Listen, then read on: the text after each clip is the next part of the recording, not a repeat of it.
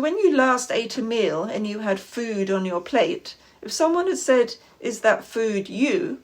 you probably would have laughed at them and thought they were crazy. But then once that food had been processed, in other words, once you'd put it in your mouth, chewed it, swallowed it, and allowed it to be broken up and sent to all the different places in your body, you're now sitting there calling that same food me. But isn't it obvious that the food on your plate was insentient? Or at least, let's say, much, much less sentient than you are. So you can't really just be made of food, right? Or you would also be insentient. Another thing about your physical body, or your food body, the Annamaya Kosha, is that it's completely changed since childhood, and it keeps changing. Pretty much every single cell that made up your child body has been replaced. And your body looks very different now than it did when you were a young child, when you were a teenager, and it will again look very different in 20 years' time. So think about this for a moment. There are about 100 trillion cells in your body, and each cell has a cycle of being born or formed and doing its particular job in a particular part of your body for a while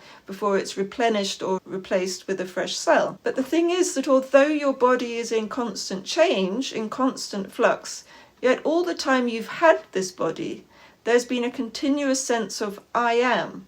I exist, right? And this sense of amness or beingness hasn't changed. It's unchanging, isn't it? So how can this unchanging sense of I am be your Annamaya Kosha, your food body, when your body is being constantly remade with the food that you've just eaten and is always changing? So then you can look at your body and say, yes, I use this body as my vehicle. It's a precious vehicle, an amazing vehicle, and I need to look after it. But my essential I-ness, my beingness, is not equivalent to my body, and it can't just be confined to my body. So we can remove the physical body from our identity onion.